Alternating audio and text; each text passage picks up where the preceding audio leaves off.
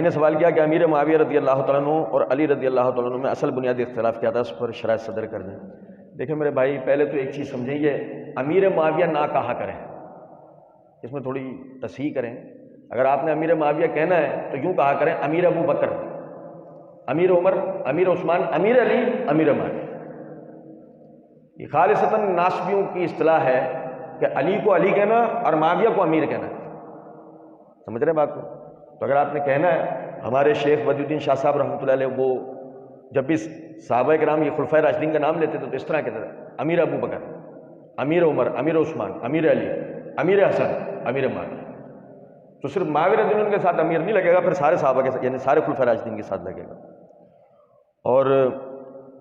اس میں ان میں بنیادی اختلاف کیا تھا؟ ان میں بنیادی اختلاف یہ تھا کہ ابو مسلم خولانی رحمۃ اللہ علیہ وہ معاویہ رضی اللہ تعالیٰ عنہ کے پاس گئے اور جا کر کہنے لگے تم علی کی بیعت نہیں کرتے ہو، تم خود کو علی سے افضل سمجھتے ہو یا تم خلافت پر اپنا حق سمجھتے ہو؟ کیا معاملہ ہے؟ انہوں نے جواب کے اندر کہا نہ تو میں علی سے افضل ہوں، نہ خلافت پر علی سے زیادہ کسی کا حق ہو سکتا ہے، لیکن تم بھی اس بات کو اچھی طریقے سے جانتے ہو کہ عثمان میرے بھائی تھے، عثمان میرے بھائی تھے، اور میں دنیا میں سب سے زیادہ حقدار ہوں اپنے بھائی کے خون کے بدلے کے سوال کے لیے۔ اللہ تعالیٰ قرآن مجید میں فرماتے ہیں کتب علیکم القصاص فی القتل، تم پہ اپنے مقتولوں کے قتل کا قصاص فرض کیا گیا ہے۔ تو معاویہ رضی اللہ تعالیٰ عنہ کے پاس دلیل تھی اپنے مقتولین کے قتل کے قصاص کا سوال کرنے کی، انہوں نے اس کے اوپر علی رضی اللہ تعالیٰ عنہ سے سوال کیا۔ اور آپ سمجھیں ذرا اس بات کو کہ علی رضی اللہ تعالیٰ عنہ ان کا اختلاف یہ تھا کہ دنیا کی کسی بھی عدالت کے اندر نا یہ بلوے کے نتیجے میں جو قتل و غارت ہوتی ہے تو سارے کے سارے بلوائیوں کو قتل نہیں کر دیا جاتا، دنیا کی کسی عدالت میں ایسا کوئی قانون نہیں ہے۔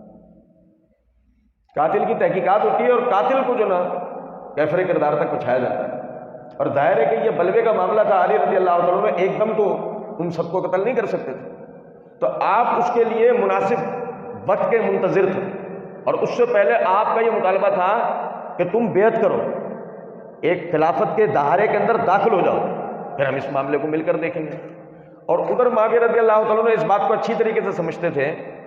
کہ جب عثمان رضی اللہ تعالیٰ عنہ کو ان شورشوں کے خلاف یہ کہا گیا تھا نا کہ حضرت آپ ہمیں حکم دیں ہم ان سب کو قتل کر دیں، اپنے البدایہ والنہایہ،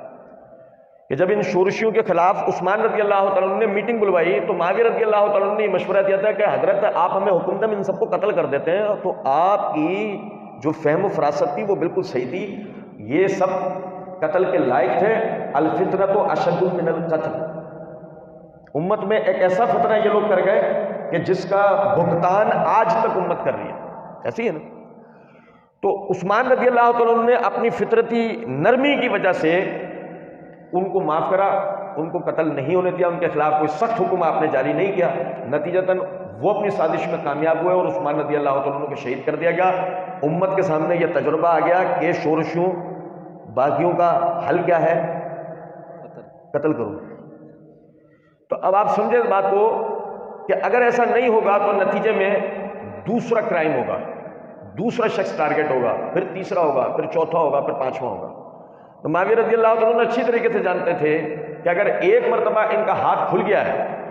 اور امت کے اکابرین تک پہنچ گیا ہے تو اب ایسا نہیں ہے کہ یہ سلسلہ تھم جائے گا، اور پھر جو آپ کی فراست تھی وہی ہوا، پھر علی شہید ہوئے یا نہیں، پھر حسن پہ حملہ ہوا یا نہیں، پھر عبداللہ بن زبیر زخمی ہوئے یا نہیں، پھر عمار شہید ہوئے یا نہیں، پھر عبد الرحمن بن عوف جو ہے وہ شہید کیے گئے یا نہیں، اور پھر حسین بمیں اپنے اہل و عیال بے دردی سے شہید ہوئے یا نہیں۔ تو یہی تو کہہ رہے تھے کہ آپ انہیں قتل کر دیں، آپ کے سانس لے لیں، ہم آپ سے بہتر ہیں، خس کم جہاں پاک۔